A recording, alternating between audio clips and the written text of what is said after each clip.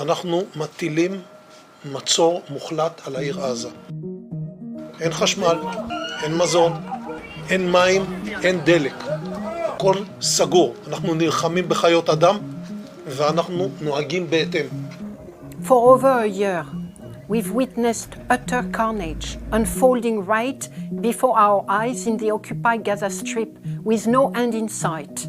Many have described this carnage as the first live-stream genocide, day after day. What has your government done to prevent this genocide?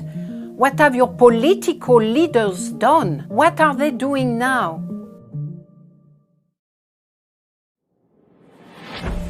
Israel has been waging an ongoing and devastating offensive on the occupied Gaza Strip.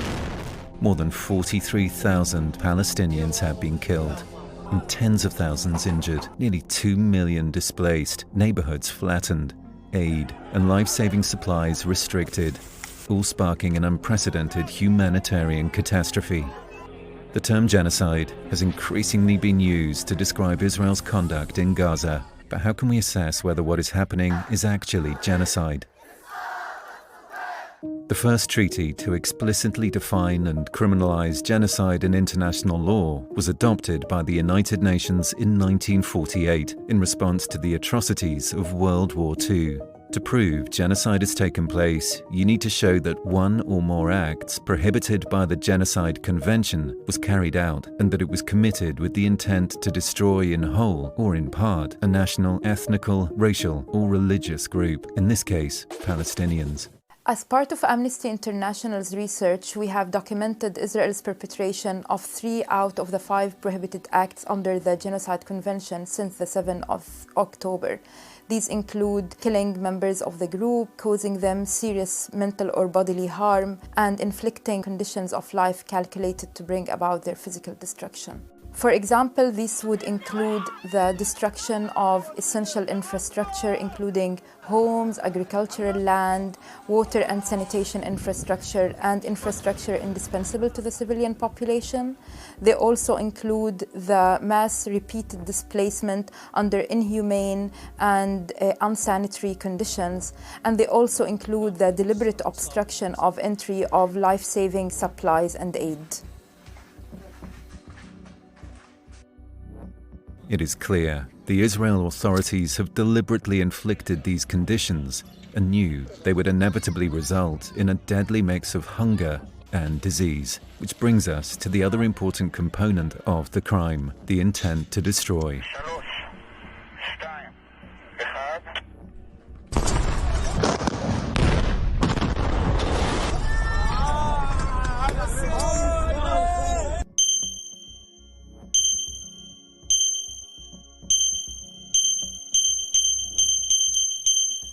It's an entire nation out there that is responsible. It's not true. This rhetoric about civilians not aware, not involved, it's absolutely not true.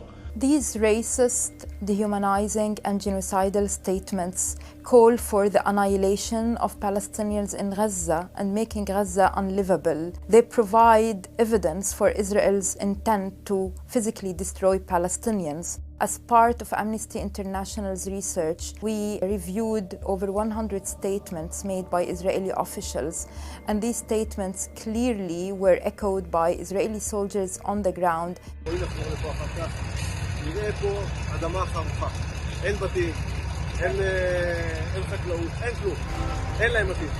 Specific genocidal intent should be assessed through analysing the most recent conflict, while taking into account a system of apartheid, a brutal occupation, and the 17-year unlawful blockade of Gaza, a history of systematic human rights violations built on the continuous dehumanization of Palestinians.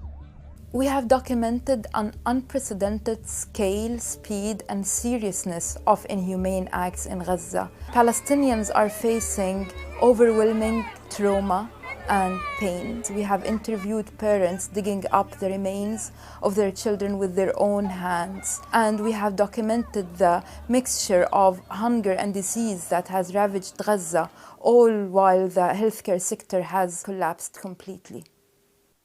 This must stop. And for genocide to end, governments around the world must come together and they must take action, resolute action. You must ask that they stop transferring weapons that are murdering children in their thousands and decimating entire Palestinian families. You must demand that justice be delivered, that all those responsible for the genocide be held to account. Perpetrators benefit from the inaction and the complicity of too many of our political leaders. No war criminals should ever be allowed to walk free, undisturbed, fearless. Let's put all our instruments into action. National tribunals, universal jurisdiction, international criminal court. Governments must do everything in their power to end Israel's genocide.